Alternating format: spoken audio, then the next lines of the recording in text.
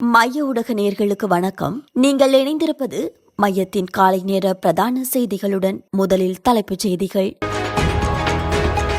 Geneva பிரேரணைக்கு இடமளிக்காது Mahinda Maithri, வெளியான தகவல்.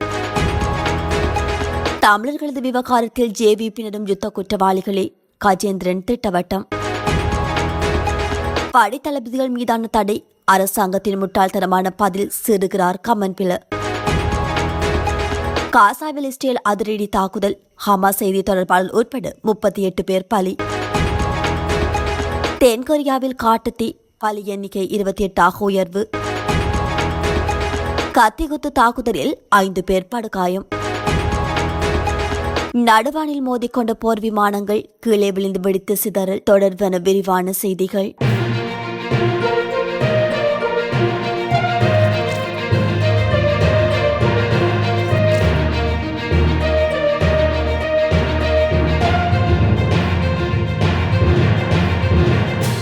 Geneva மனித உரிமை பேரவையில் இலங்கையில் இடம்பெற்ற யுத்த குற்றங்கள் தொடர்பில் சர்வதேச விசாரணை மேற்கொள்ளப்பட வேண்டும் என பிரேரணை கொண்டு வந்தபோது முன்னாள் ஜனாதிபதி மஹிந்த ராஜபக்ஷ, மைத்ரிபால சிறிசேன அதற்கு இடமளிக்கவில்லை என முன்னாள் நாடாளுமன்ற உறுப்பினர் வாசுதேவ நாணயக்கார் தெரிவித்துள்ளார்.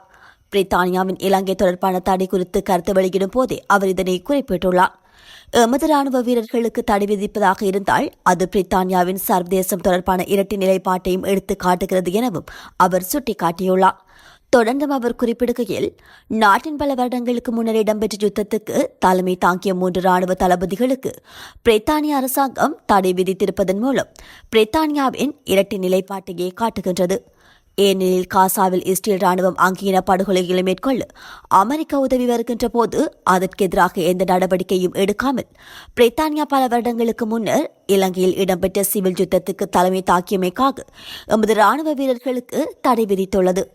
அத்துடன் ஜெனீவா மனித உரிமை பேரவையில் இலங்கையில் இடம்பெற்ற யுத்த குற்றங்கள் தொடர்பில் சர்வதேச விசாரணை மேற்கொள்ளப்பட வேண்டும் என பிரேரணை கொண்டு வந்தபோது முன்னாள் ஜனாதிபதி மஹிந்த ராஜபக்ஷ மற்றும் மைத்ரிபால சிறிசேன அதற்கு இடமளிக்காமல் உலக பொறிமுறையொன்றை ஏற்படுத்துவதாக தெரிவித்திருந்தனர். அந்த பிரேரணை தற்போதும் செல்லுபடியானதாக இருக்கின்றது. அமெரிக்கா, பிரித்தானியா போன்ற நாடுகள் அந்த முயற்சியிலேயே இருந்து வருகின்றது என்று அவர் குறிப்பிட்டுள்ளார். நாட்டை ஆண்டவர்கள் அனைவருமே குற்றவாளிகளாக இருக்கின்ற காரணத்தினால் தமிழர்களை பொறுத்தளவில் எங்களுடைய விவகாரங்களை சர்வதேச குற்றவியல் விசாரணை நீதிமன்றத்தினூடாக அல்லது சர்வதேச நீதிமன்றத்தினூடாக மாத்திரம்தான் நீதி பெற்றுக் கொள்ள முடியும் என முன்னாள் நாடாளுமன்ற உறுப்பினர் செல்வராஜா கஜேந்திரன் தெரிவித்துள்ளார். தியாக தீபம் அன்னை பூபதியின் 37வது நினைவை முன்னிட்டு மட்டக்களப்பு நாவலடி பகுதியில் அமைந்துள்ள அன்னாரது நினைவில்லத்தில் இடம்பெற்ற அஞ்சலி நிகழ்வின் போதே அவர் மேற்கண்டவாறு குறிப்பிட்டுள்ளார். 13ஆம் திருத்த சட்டத்தை நாம் நிராகரிக்கின்றோம். 2017 செப்டம்பர் 21ஆம் தேதி ரணில் மைத்ரி அரசாங்கத்தினால் கொண்டுவரப்பட்ட புதிய அரசியல் வரைபானது, அதனையும் நாங்கள் நிராகரிக்கின்றோம். அதே நேரத்தில் 1951ஆம் ஆண்டு தமிழரசு கட்சி திருவண்ணாமலை மாநாட்டில் நிறைவேற்றிய தீர்மானங்களின் அடிப்படையில் தமிழர்களுடைய தேசம் சுயநிர்ணயம் உரிமை அங்கீகரிக்கப்பட்ட அடிப்படையிலான சமஷ்டி என்ற அடிப்படையிலான அரசியல் தீர்வுகளுக்காக நாங்கள் தொடர்ந்தும் செயலாற்றுவோம். அந்த அடிப்படையிலான வரப்பொன்று தமிழ் மக்கள் பேரவையினால் 2016ஆம் ஆண்டு ஏப்ரல் மாதம் 10ஆம் தேதி வெளியிடப்பட்டிருந்தது. அந்த தீர்வை அடைவதற்காக நாங்கள் அர்ப்பணிப்போடு நேர்மையாக பயணிப்போம் என்பதை இந்த இடத்திலேயே உறுதிப்பட தெரிவித்துக் கொள்கின்றோம்.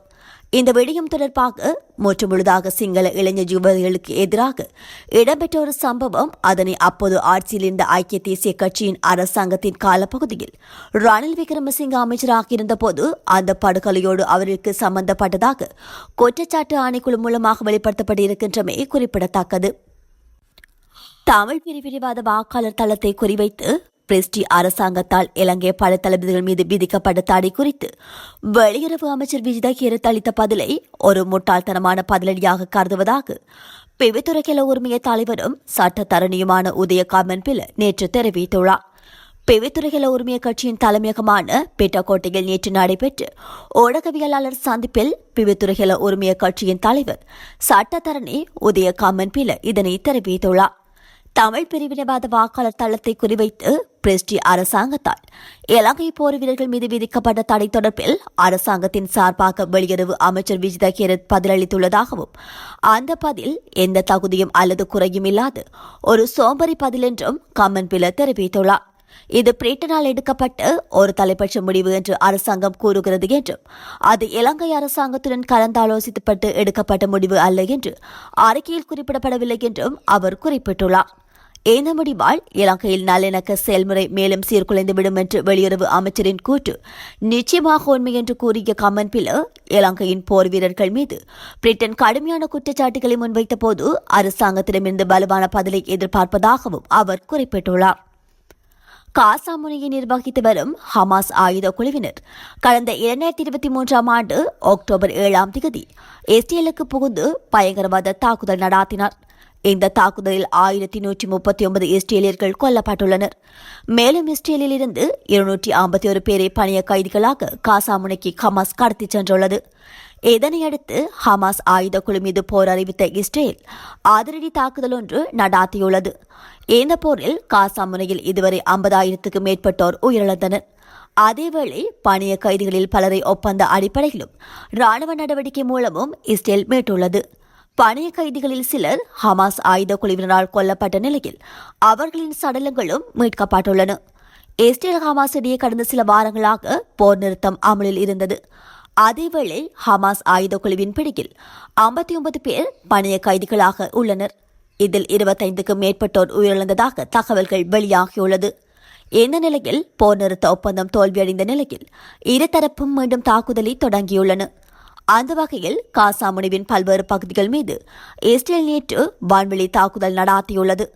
இந்த தாக்குதலில் ஹமாஸ் ஆயுத குழுவின் செய்தி தொடர்பாளர் அப்தலின் அல் குவான் உட்பட 38 பேர் உயிரிழந்தமை குறிப்பிடத்தக்கது. தென்கொரியாவின் தெற்கத்திய பகுதிகளில் காட்டுத்தீ கொழுந்துவிட்டு இருக்கின்றது. வறண்ட வானிலை மற்றும் அதிவேக காற்று வீசுவதால் தீயை கட்டுப்படுத்தும் முயற்சிகள் தொடர்ந்தும் நடைபெற்று வருகின்றன. இந்த காட்டுத்தீயில் சிக்கி 16 பேர் உயிரிழந்தனர் மற்றும் 19 பேர் காயமடைந்தனர் என முதல்கட்ட தகவல் வெளியாகியுள்ளது. காட்டுத்தீ காரணமாக சுமார் 43,000 ஏக்கர் பரப்பளவில் கொண்ட நிலம் பாதிக்கப்பட்டுள்ளது. நூற்றுக்கணக்கான கட்டமைப்புகள் சேதமடைந்துள்ளன. இதில் 1300 ஆண்டுகள் பழமை வாய்ந்த புத்தர் கோவிலும் உள்ளடங்கும். காட்டுத்தீ பெரும்பாலும் அணைக்கப்பட்டு விட்டதாக தீயணைப்பு துறையினர் தெரிவித்துள்ளனர். வறண்ட வானிலை மற்றும் அதீத காற்றோட்டத்தால் மீண்டும் காட்டுத்தீ பரவியுள்ளது. காட்டுத்தீயை கட்டுப்படுத்தும் பணிகளில் தீயணைப்பு வீரர்கள் ஈடுபட்டுள்ளனர். 130 ஹெலிகாப்டர்கள், நூற்றுக்கணக்கான வாகனங்கள் தீயை அணைக்க பயன்படுத்த வருகின்றமை குறிப்பிடத்தக்கது. இந்த நிலையில் காட்டுத்தீயில் சிக்கி பலியானோர் எண்ணிக்கை 28 அதிகரித்துள்ளதாக அதிகாரிகள் மேலும் தெரிவித்துள்ளனர். நெதர்லாந்தின் மத்திய ஆம்ஸ்டார்மில் உள்ள டாம் ஸ்கொயர் என்ற இடத்தில் மக்கள் அதிக நடமாட்டம் உள்ள ஒரு பகுதியாகும். இந்த நிலையில் இங்கு வந்த மர்ம நபர் ஒருவர் தான் மறைத்து வைத்திருந்த கத்தியால் கண்ணில் பட்டவர்களை திடீரென சரமாரியாக குத்தியுள்ளார். இதில் 5க்கும் மேற்பட்டோர் படுகாயம் அடைந்ததோடு பலர் கத்துக்குத்தில் காயமடைந்துள்ளனர். காயமடைந்தவர்கள் மருத்துவமனைக்கு கொண்டு செல்லப்பட்டுள்ளனர். இந்த சம்பவத்தால் டாம் ஸ்கொயர் உள்ளிட்ட சில பகுதிகளில் பரபரப்பு ஏற்பட்டுள்ளது. தகவல் அறிந்து அங்கு வந்த போலீசார் தாக்குதல் நடத்திய அந்த மர்ம நபரை மடக்கி பிடித்துள்ளனர். மேலும் போலீசார் அவரை மடக்கி பிடிக்கும் வீடியோ சமூக வலைதளங்களில் வெளியாகியுள்ளது. பிரான்ஸ் விமானப்படையின் 2 ஜெட் ரக விமானங்கள் நேற்றைய தினம் பயிற்சியின் போது நடுவானில் மோதி விபத்துக்குள்ளாகியுள்ளது. இது தொடர்பாக வீடியோ காட்சி வெளியாகியுள்ளது. கிழக்கு பிரான்சின் ஹார்ட்மார்னேவில் உள்ள செயின்ட் டிசியர் அருகே நேற்று பயிற்சியின் போது பிரான்ஸ் விமானப்படை ஆல்பா ஜெட் விமானங்கள் 2 நடுவானில் ஒன்றோடு ஒன்று மோதிக்கொண்டன. மோதலுக்கு பின்னர் 2 விமானிகளும் பராசூட்டில் குதித்து உயிர் தப்பியுள்ளனர். அவர்கள் நலமுடன் இருப்பதாக விமானப்படை தெரிவித்துள்ளது.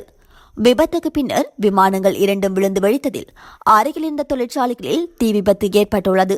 எனினும் பெரிய சேதங்கள் ஏதுமில்லை என்று தெரிவிக்கப்படுகின்றது. விபத்துக்கான காரணங்கள் குறித்து விசாரணைகள் நடைபெற்று வருகின்றமை குறிப்பிடத்தக்கது. இத்துடன் மையத்தின் காலை நேர பிரதான செய்திகள் நிறைவு பெறுகின்றன. நன்றி.